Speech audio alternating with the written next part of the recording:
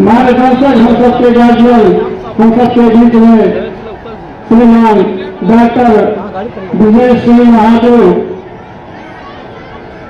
जी को पाकर के हम सब काफी गौरवान्वित हैं। 79वां स्वतंत्रता दिवस की आप सबको हार्दिक शुभकामनाएं। मैं डॉक्टर विजय महादेव इस विद्यालय प्रांगण में आप सबका हार्दिक अभिनंदन और स्वागत करता हूं।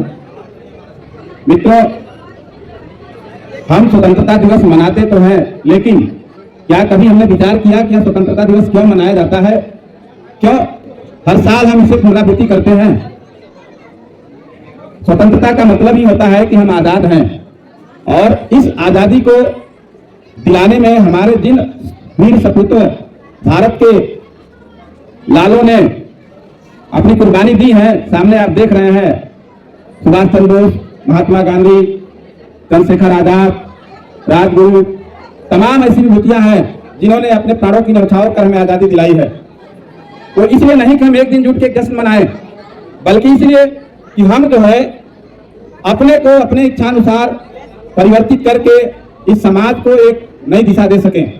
तब से समर्थ की तरफ हमें चलना है। समर्थ मतलब अपने आप को सशक्त बनाना। अगर हम स्वतंत्र हैं तो हर कार्य करने के लिए स्वतंत्र हैं, जो नैतिक है, हमारे उत्थान के लिए जरूरी है, और उसमें से अपना व्यवसाय बहुत महत्वपूर्ण होता है। हम अगर ईमानदारी से अपना काम करें तो निश्चित रूप से हम समर्थ होंगे, सशक्त होंगे, हमारी पीढ़ी समर्थ होगी। अब 1947 का भारत नहीं है, ये 2025 का भारत है। तकनीकी तौर पर बहुत विकसित हो चुका है। एक जमाना था कि एक साइकिल आ जाती थी गांव में तो लोग देखने के लिए आते थे। आज आपके सिर के ऊपर से हवाई जहाज भी चलती है, आप देखते हैं, आपके हाथ में मोबाइल है, आपके घर में टेलीविजन है, यानी पूरी दुनिया मुट्ठी में है, पल पल का समाचार आपको मिलता रहता है। तो क्या है? ये समर्थ भारत है, ये जो है सशक्त भारत है, जो एक भारत और श्रेष्ठ भारत को एक मूर्त रूप देते हुए बताता है कि हमें आजादी मिली है तो हम कुछ ऐसा करें कि हमारी आने वाली पीढ़ी भी उसका लाभ ले। एक छोटा सा उदाहरण मैं दूंगा। अगर हमारे बाबा जी पेड़ लगाए हैं आम का, तो उसका फल हम जरूर खाएंगे। तो हमारी जो पीढ़ी है, हमारे पूर्वजों को दी गई विरासत जो है उसको संभाली है। अगर हम उस लगाए हुए पौधे की देखभाल नहीं कर पाएंगे, उसकी सेवा नहीं कर पाएंगे, तो वह सूख जाएगा और फिर फल नहीं देगा, फिर हमें दूसरों के पर आश्रित होना पड़ेगा। तो हमें यह हमेशा ध्यान रखना है कि जो वृक्ष लगा है उसका अच्छी तरह से देखभाल की जाए, और समय समय पर खाद पानी देते रहने से उसमें अच्छे पौधे, अच्छे वृक्ष से अच्छे फल मिलते हैं।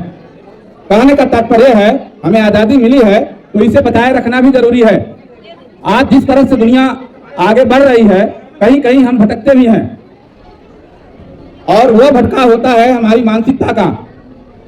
हमें विद्यालय में बच्चों को काम मिला है पढ़ने का, लेकिन हम पढ़ने आते हैं, हम अपने से पूछे कितने बच्चे ऐसे हैं जो ईमानदारी से पूछे अपने से कि कितने लोग मन से पढ़ रहे हैं। माँ बाप तो खून पसीना एक करके फीस देते हैं, बड़ी मेहनत से पैसा आता है।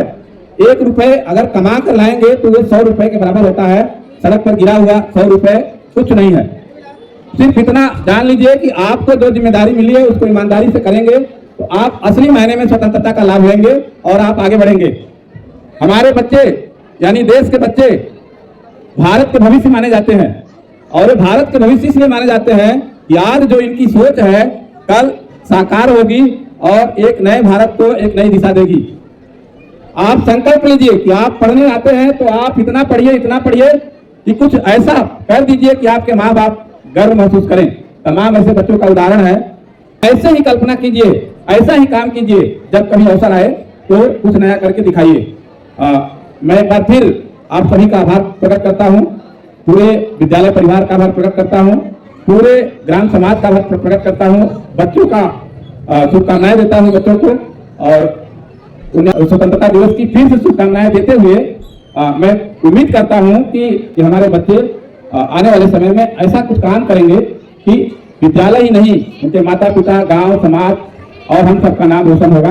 इन्हीं शब्दों के साथ जय हिंद, जय भारत।